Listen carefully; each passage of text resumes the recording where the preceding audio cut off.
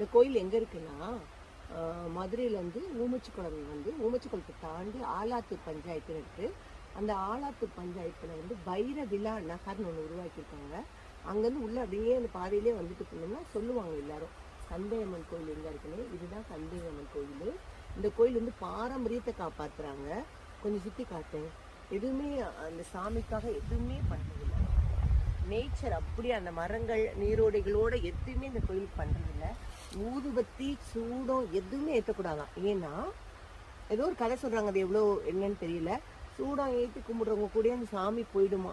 இங்கேயே அந்த சாமி இருக்கணுன்றதை தாண்டி யாருமே எதுவுமே செய்யக்கூடாதுன்னு சொல்லி இங்கேயே அந்த சாமியை வச்சுருக்காங்க.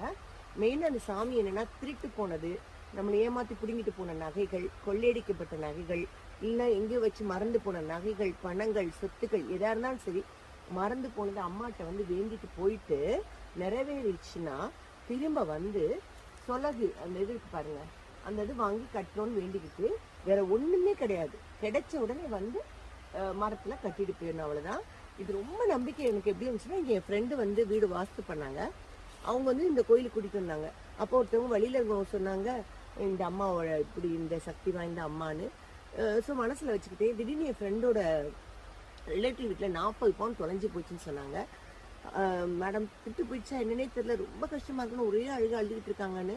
அப்போ எனக்கு டக்குன்னு இந்த சாமி ஞாபகம் வந்துச்சு. சரி வாங்க அந்த கோயிலுக்கும் கந்தையம்மன் கோயிலுக்கு வாங்கன்னு சொல்லி அந்த மெத்தட்லாம் சொன்னேன். அவங்க வந்து ஒரு 7 மணி போல் வந்து ஈவினிங் போகவே கூடாதுன்னு சொன்னாங்க எல்லாரும்.